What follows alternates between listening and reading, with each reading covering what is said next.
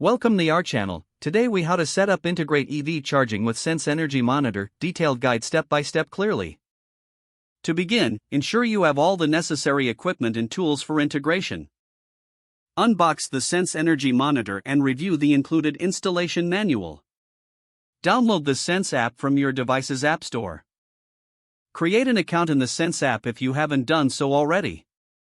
Connect the Sense Monitor to your Wi-Fi network by following in-app prompts.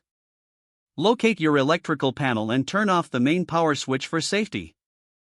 Open the panel cover and carefully install the Sense Monitor's current sensors onto the main bus bars. Make sure the sensors are securely attached and the wires are neatly placed. Reattach the panel cover once the installation is complete. Turn the main power switch back on to restore electricity. Return to the Sense app to complete the setup process. Once connected, wait for the monitor to gather data, which may take a few days. Next, locate your electric vehicle charging station and ensure it's set up properly and plugged in.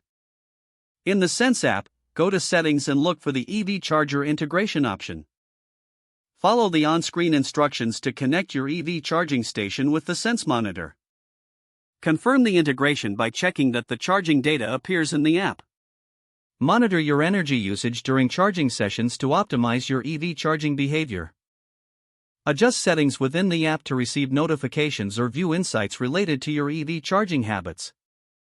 Regularly check the Sense app for updates and new features that enhance your EV monitoring experience. For further assistance, refer to the Sense support website or user community. If the page does not load, refresh the browser or try again in a private or incognito window.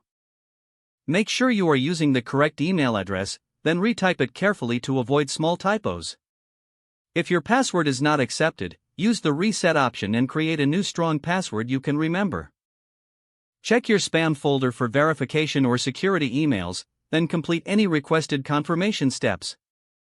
Enable two-factor authentication if available to improve account security and reduce unauthorized access risk. After signing in, review your profile details so your contact information and settings are accurate and current. If you see an error message, note it down and try again after restarting your device and internet connection. Log out when you finish, especially on shared devices, to keep your account and payment information secure. Don't forget to like this video and subscribe to our channel for more step-by-step tech guides.